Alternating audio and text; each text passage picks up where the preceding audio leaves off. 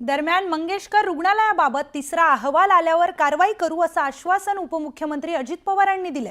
तसंच धर्मादाय रुग्णालयात निधी असतो तो हळदी कुंकू लावायला ठेवलाय का असा सवालही त्यांनी केलाय। तर तिसरा अहवाल येऊ द्या की बाबा एवढे जर पैसे असले तर ते पैसे काय हळदी कुंकू पुजायला ठेवले ते जनतेच्या करता आहेत ना। आता त्याच्यामध्ये असंही ठरलेलं आहे म्हणजे चर्चा झालेली आहे की हे जे काही हॉस्पिटल आहेत त्याच्यामध्ये जे आपल्या चॅरिटेबल ज्या हॉस्पिटल आहेत तसा उल्लेख करायचा की जेणेकरून जनतेला नागरिकांना पण कळलं पाहिजे। तर चॅरिटी किती करतात याचं ऑडिट झालं पाहिजे असं मत खासदार उदयनराजे यांनी व्यक्त केलंय। तसंच जी रुग्णालये गरजूंवर उपचार करत नसतील ती सरकारने ताब्यात घ्यावी अशी मागणीही त्यांनी केली आहे। आपल्या त्यांना जी दिलेली जागा आहे जी त्यांना एरवी पैसे देऊन विकत घेता आली नसती ऐन मोक्यावरची जागा,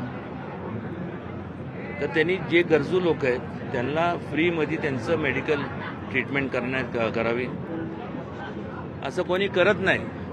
याचं ऑडिट झालं पाहिजे आणि ज्यांनी केलं नाही त्यांच्यावर कडक कारवाई केली पाहिजे म्हणण्यापेक्षा मला वाटतं ते सरकारने परत ते हॉस्पिटल ताब्यात घ्यावं आणि चांगले जे NGOज आहे किंवा हे असं त्याला चालणार। तर पुण्यातलं प्रकरण समोर येत आहे। पुण्यात तनिषा भिसे या गर्भवती महिलेचा मृत्यू झाल्यानंतर दीनानाथ मंगेशकर रुग्णालयात वादाच्या भोवऱ्यात अडकले।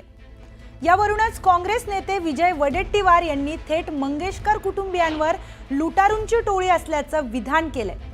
त्यामुळे आता नवा वाद उफाळून येण्याची शक्यता आहे। कसले ते मंगेशकर कुटुंब ही लुटारूंची टोळी आहे, यांच्यापैकी कुणी कधीही दान केल्याचं पाहिलंय का असा सवालही त्यांनी उपस्थित केला।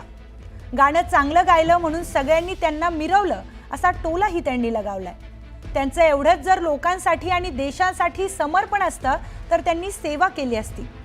दुसरीकडे ज्या खिलारे पाटलांनी त्यांना जमीन दिली त्यांनाही त्यांनी सोडलं नाही असा घणाघात विजय वडेट्टीवारांनी केलाय। त्यांच्यात कसली माणुसकी आहे, हे माणुसकीला कलंक असलेलं कुटुंब आहे असं मी मानतो।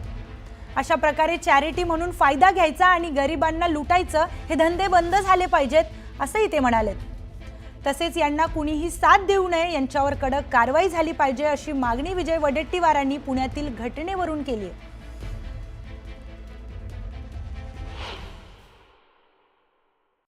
खिलारे पाटलांनी जमीन दिली त्यांना सोडलं नाही या नालायकांनी, हे कसले माणुसकी आहे यांच्यात? हे तर माणुसकीला कलंक असलेले कुटुंब आहे असं मी मानतो। त्यांना काय हे कलंक आहे अशा पद्धतीने जर मॅनेजमेंट चालवून गरिबाची लूट करून गरिबाचं शोषण करणारं जर हॉस्पिटल असेल तर हे कलंक आहे आणि याला कोणी साथ देऊ नये, यांच्यावर कडक कारवाई झाली पाहिजे। हे काय चॅरिटी म्हणून योजना फायदा घ्यायचा आणि फायदा घेऊन मग गरिबांना लुटायचं, हे धंदे बंद झाले पाहिजेत।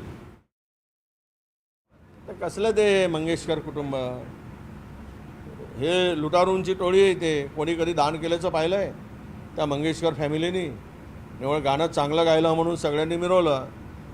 लता दिदी, आशा दिदी, हे दिदी ते दिदी, अरे तेवढं जर समर्पण असतं जर लोकांसाठी आणि देशासाठी तर ते सेवा केली असती।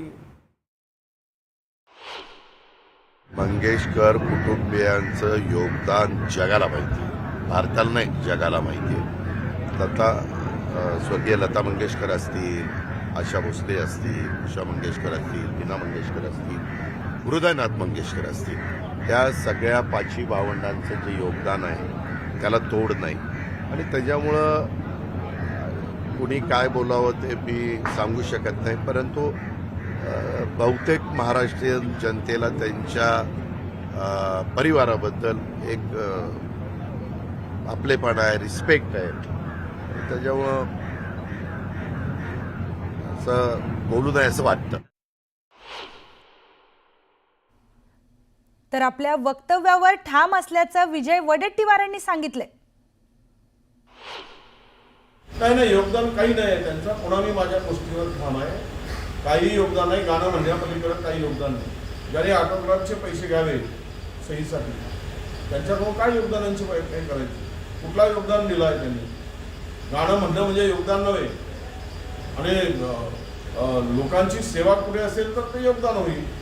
मला माहित नाही, मी तर नाही ऐकलं कुठलं योगदान माझ्या 25-30 वर्षाच्या आमदारकीच्या काळामध्ये. त्यामुळे या कुटुंबाप्रती काही प्रेम आस्था असल्याचं काही कारण नाही. अनेक जे मोठे हॉस्पिटल आहेत त्याच्यामध्ये पेशंटच्या देखभालीवर, त्याच्या सुविधावर मोठ्या प्रमाणात खर्च वसूल केले जातात, ही वस्तुस्थिती काही ठिकाणी आहेच.